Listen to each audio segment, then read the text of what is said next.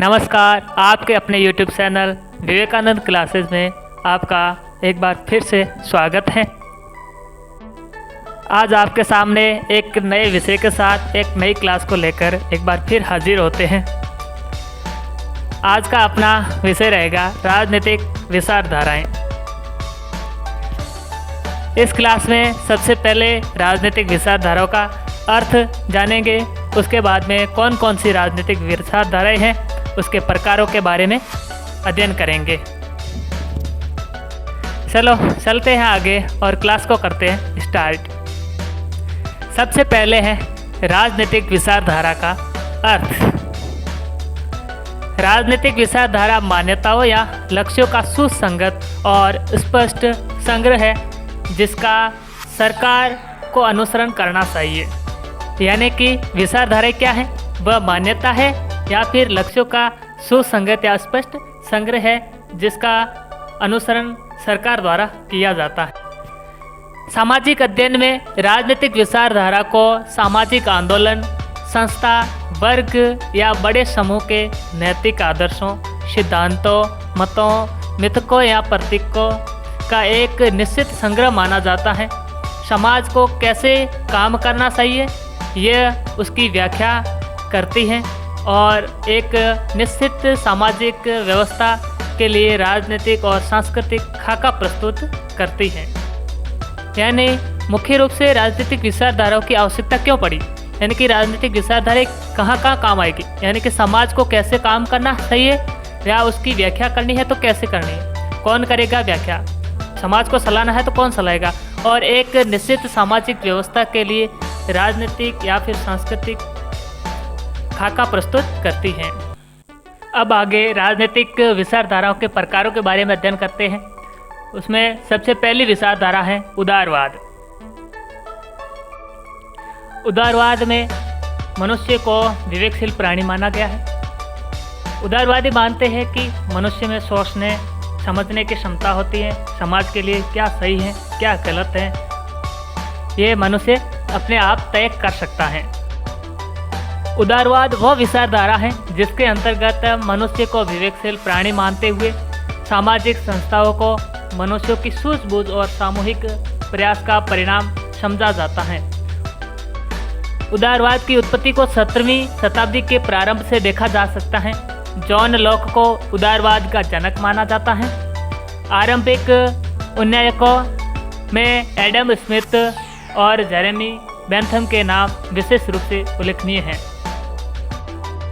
उदारवादी व्यक्ति की स्वतंत्रता पर विशेष बल देते हैं। उदारवादियों का मानना है कि व्यक्तिगत स्वतंत्रता बहुत महत्वपूर्ण है और व्यक्ति के विकास में राज्य को किसी भी प्रकार से बाधा नहीं डालनी चाहिए। उदारवाद व्यक्तिगत स्वतंत्रता के समर्थन का राजनीतिक दर्शन है। वर्तमान विश्व में यह अत्यंत प्रतिष्ठित धारणा है। पूरे इतिहास में अनेकों दार्शनिकों ने इसे बहुत महत्व एवं मान दिया है। इस सिद्धांत के अनुसार बुद्धिमान व्यक्ति सामाजिक संगठनों का निर्माण करते हैं। उसके बाद में अगली विचारधारा है रूढ़िवाद। रूढ़िवाद सामाजिक विज्ञान के अंतर्गत देहवत एक ऐसी विचारधारा है जो पारंपरिक मान्यताओं का अनुकरण तार्किकता या वैज्ञानिकता के स्थान पर केवल आस्था तथा प्रागनुभवों के आधार पर करती हैं। यह सामाजिक, राजनीतिक और नैतिक मान्यताओं का समुच्चय है जो चिरकाल यानी कि प्राचीन समय से प्रचलित मान्यताओं और व्यवस्था के प्रति समाज को बढ़ावा देती हैं। यानी कि रूढ़िवाद जो परंपरा से चले आ रहे विचारों का समर्थन करती है, चाहे वह गलत है या सही है, समाज के लिए नुकसानदायक है, उनका ध्यान नहीं रखते हुए ये विचारधाराएं प्राचीन समय की विचारों को समर्थन करती हैं। अगली विचारधारा है साम्यवाद। ये एक महत्वपूर्ण विचारधारा है जिसका प्रतिपादन कार्ल मार्क्स और फ्रेडरिक द्वारा किया गया था।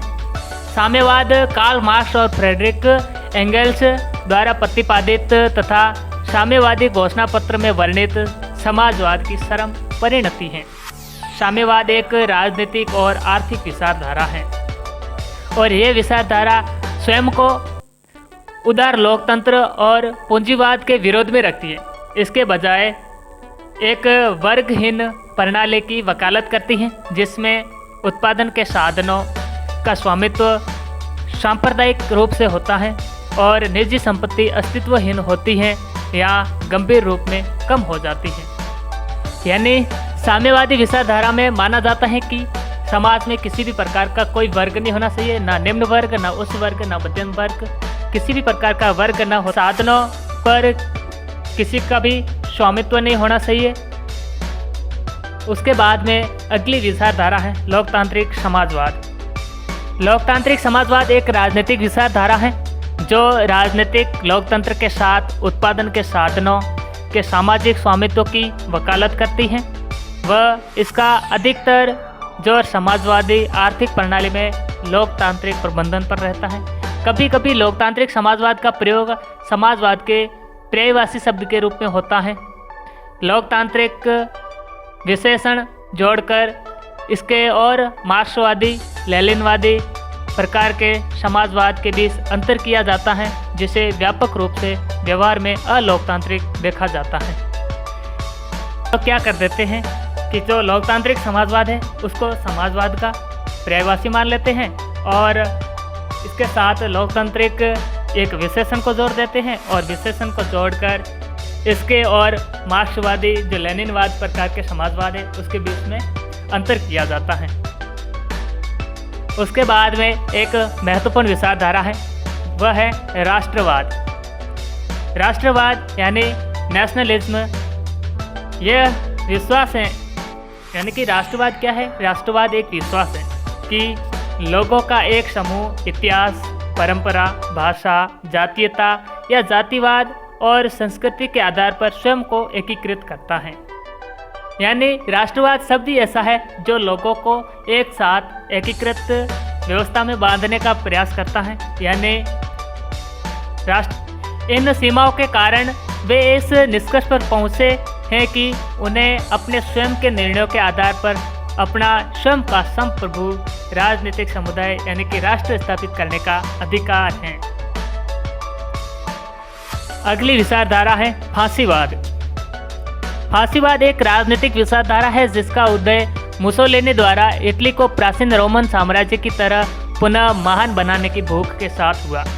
फांसीवाद मुख्यतः अति राष्ट्रवाद पर आधारित है, जिसका ध्यान लोगों को नियंत्रित करने के लिए सैन्य शक्ति के प्रयोग पर केंद्रित है। जो फांसीवाद है, फांसीवाद का मुख्य उद्देश्य अति राष्ट्रवाद है, यानी कि लोगों पर अधिक से अधिक जा सकता है और यदि लोग नियंत्रित नहीं होते हैं तो उन पर सैन्य शक्ति का भी प्रयोग किया जाता है, इसको केंद्रित में रखा जाता है। उसके बाद में अगली विचारधारा है अराजकतावाद। राज्य के नियंत्रण से पूरी तरह स्वतंत्र समाज की प्रोकारी करने वाला विचार अराजकतावाद कहलाता है। यह अवधारणा किसी भी तरह से सरकारी, व्यापारिक, औद्योगिक, वाणिज्यिक, धार्मिक, शैक्षिक या पारिवारिक नियंत्रण को अस्वीकार करती है। यानी जो अराजकतावाद विचारधारा किसी भी व्यक्ति पर किसी भी प्रकार के नियंत्रण को स्वीकार नहीं करता है, चाहे वह सरकारी क्षेत्र का हो, चाहे व्यापारिक क्षेत्र का हो, चाहे औद्योगिक क्षेत्र का हो, चाहे वाणिज्यिक क्षेत्र का हो, चाहे धार्मिक क्षेत्र का हो, चाहे शैक्षिक क्षेत्र का हो, चाहे किसी परिवार का भी हो। अराजकतावाद का विश्वास है कि मानवीय प्रकृति स्वतंत्रता, न्याय और खुशहाली के लिए ही बनी है। यानी कि अराजकतावाद क्या मानते हैं कि जो मानवीय प्रकृति है वह स्वतंत्र रहने के लिए और न्याय के साथ रहने के लिए और खुशहाली से जीवन जीने के लिए ही बनी है। अगर क्लास पसंद आई हो तो लाइक ज़रूर करना और ऐसे ही स्टडी रिलेटेड वीडियो पाने के लिए चैनल को सब्सक्राइब कर लेना। मिलते हैं अगले वीडियो के साथ, तब तक के लिए धन्यवाद। जय हिंद, जय भारत।